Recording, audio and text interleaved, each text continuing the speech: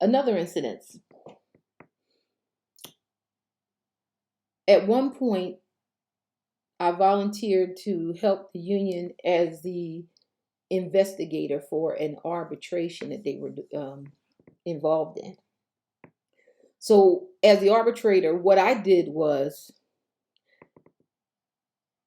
management had a CDI, commander directed investigation, going on, right?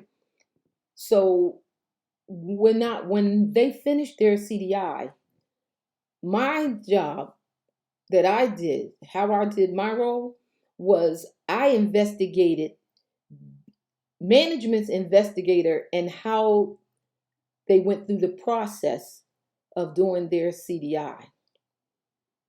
So I'm just going to point out a few things that happened with that. Firstly, the investigator for management's team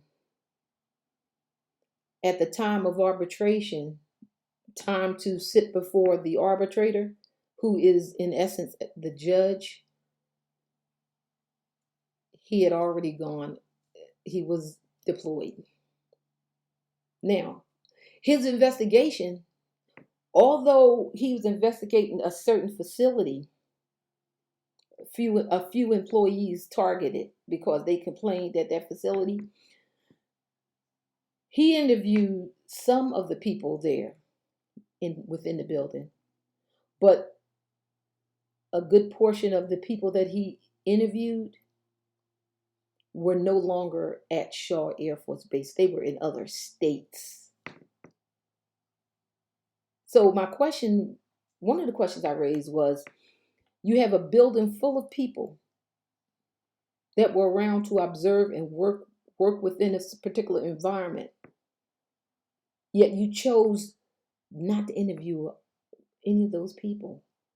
You interviewed people that were no longer even in the state, that didn't even work at Shaw anymore. Okay. Now, he also interviewed somebody else that did not work there, but their spouse volunteered. Raise questions. Why not interview the spouse, not the person that doesn't work in the facility? Okay. So the directions, the orders for the management investigator were to go by the CDI guide, not to use it as a reference tool, but they were ordered to use it to go by. They had to go by it. This is what the wording was, order. So part of the interviews meant that if you choose to interview by recorder, the statements have to be done, written up verbatim. What happened to the recordings? Because they stated they recorded them. Now, when I went through each of the interviews, there was missing content, missing information. There were some employees were asked certain questions where there weren't no other questions were asked like those to others. It was really messy, but my findings were a great deal. Now, there's another arbitration where the arbiter's ruling was in favor of the employee. And remember that an arbiter is the equivalency of a judge. You're just not in a court facility itself, but wherever that arbitration is held, it's taken as such. Arbitration is legal. Arbitration is court ruling, basically. So the arbiter's ruling, part of that was the person was supposed to get their back pay. and a number of other provisions.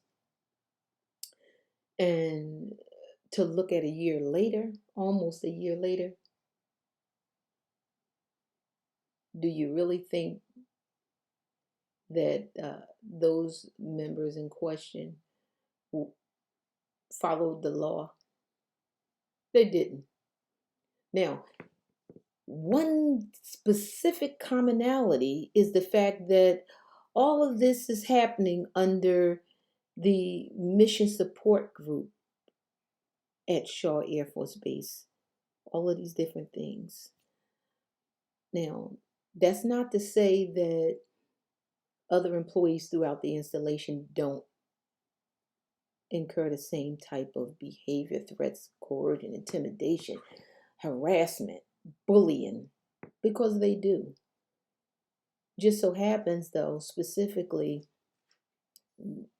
these things I'm more aware of because they're within the mission support group that I was working for.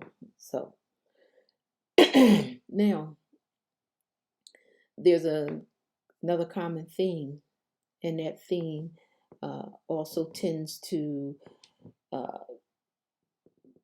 bear weight when it comes to falsifying official documents. Now, I've made numerous complaints about this. I've produced numerous amounts of evidence, but I don't want to go too far deep into my own particular case as I am in court right now.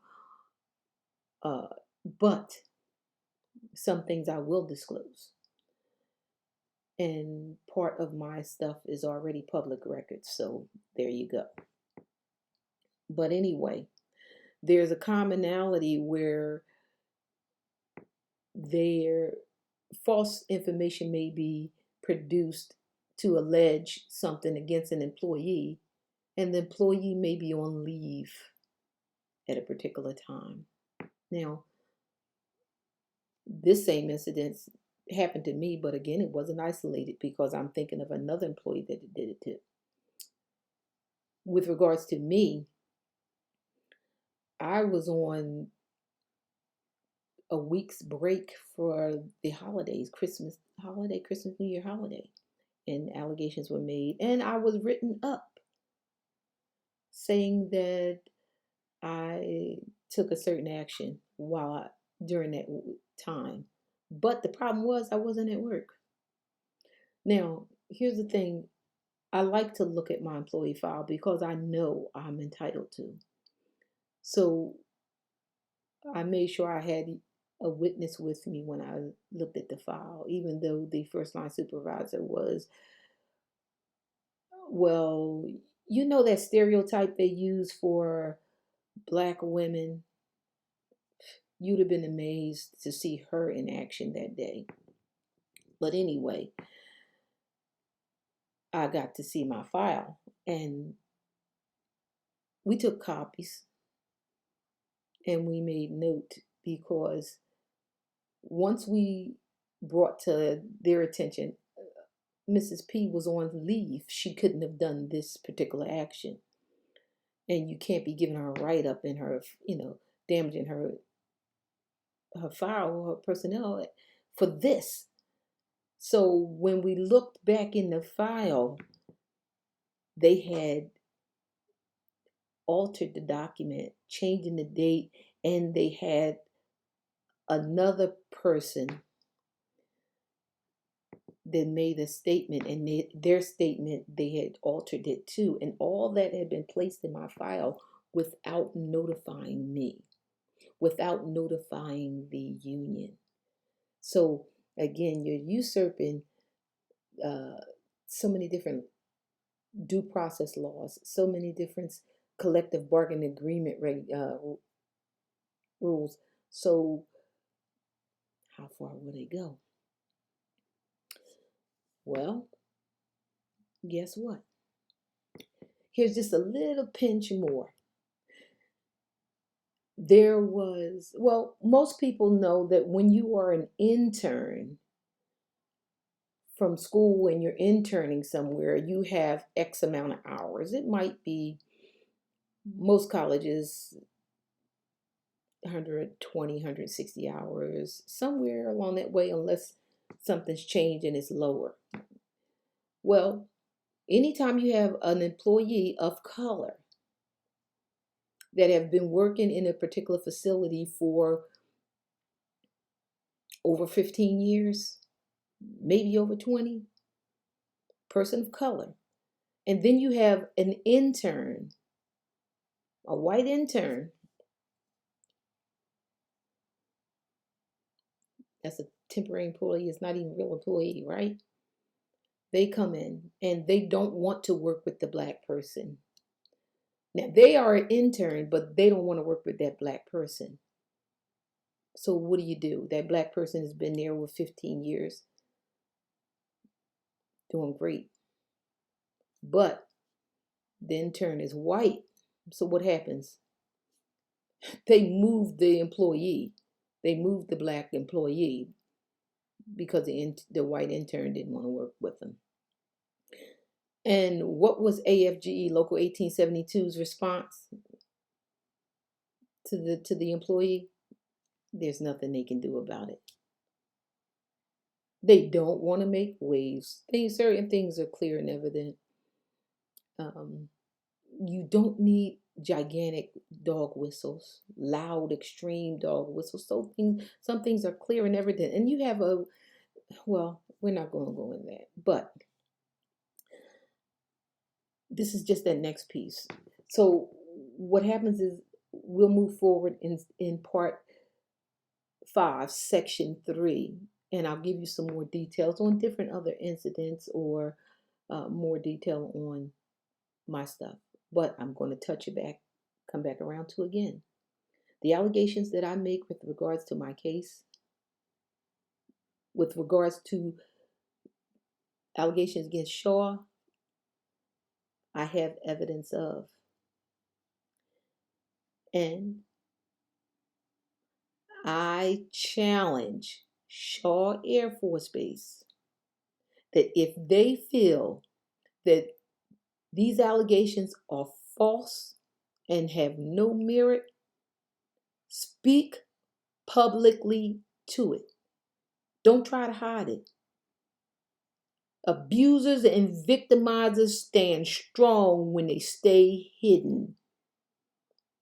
If you are not that, if you are not the bully, if you are not the abuser, the harasser, speak publicly to my allegations. I'll see you all in part 5, section 3. That'll come Wednesday. So section 5, part 5 is in 3 sections, section 1, 2, and 3. So they have to be done directly, all right behind each other. Thanks for coming. I'll see you section 3.